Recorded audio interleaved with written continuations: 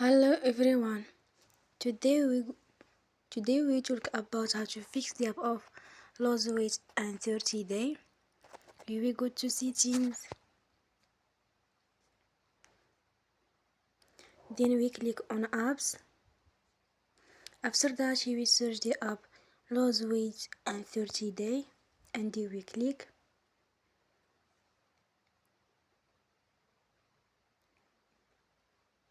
Then you will on for stop.